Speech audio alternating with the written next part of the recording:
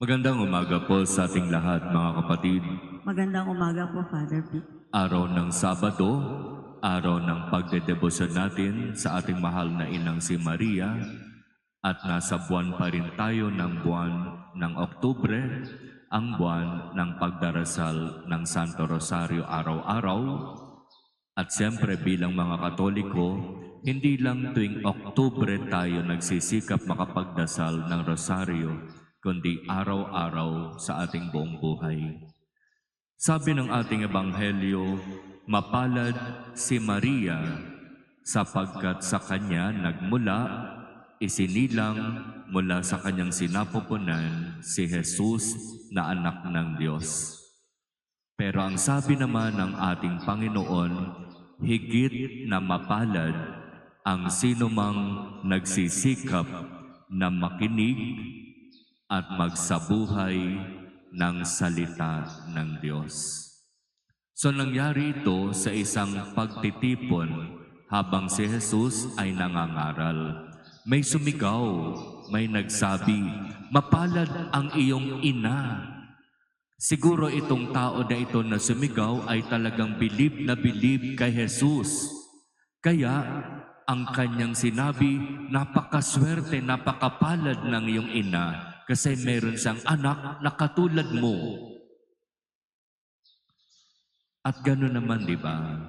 Kapag meron tayong mga nalalaman o kilala na mga anak na naging napaka-successful sa buhay, o halimbawa, doktor, o engineer, o pari, di ba sinasabi natin, napakapalad ng iyong nanay, may anak siyang doktor, may anak siyang engineer, may anak siyang pari.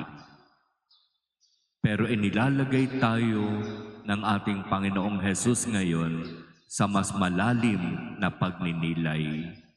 Oo, mapalad ang sinumang naging anak ng isang babaeng talagang masasabi natin na naging successful sa buhay ang kanyang anak. Pero para sa ating Panginoon, kung nagsisikap tayong makinig sa salita ng Diyos at magsabuhay nito araw-araw, higit tayong mapalad. Kaya hindi dito pinag-uusapan yung mabait lang ako ngayong araw, nagpapakabuti lang ako o nagdarasal lang ako ng rosaryo ngayong buwan ng Oktubre, o ako ay nagsasakripisyo lamang sa pagsama sa mga prosesyon sa panahon ng Nobenaryo Misa natin para kay St. Paul of the Cross. Ang sinasabi ng ating Panginoon, yung patuloy at paulit-ulit na pagsasabuhay ng kung ano ang napapakinggan nating salita ng Diyos. Yon ang makapagsasabi na tunay nga na tayo'y mapalad.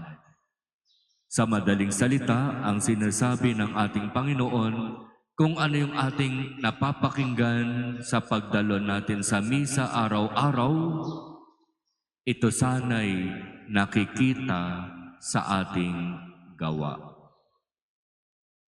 Hindi pwede at hindi maganda na ako ay nakikinig lamang sa salita, nagsisimba lang, nagro-rosaryo lang, nagpo-prosesyon lang, nagdedebosyon lang, kung hindi ko naman ito isinasabuhay at kung hindi naman ito nakikita sa aking pang-araw-araw na buhay.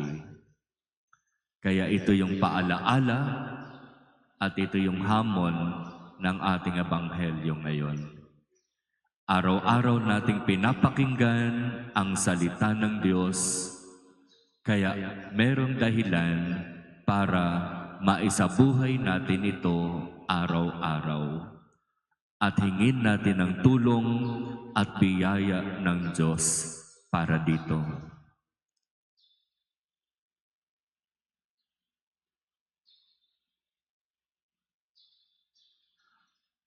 Amen.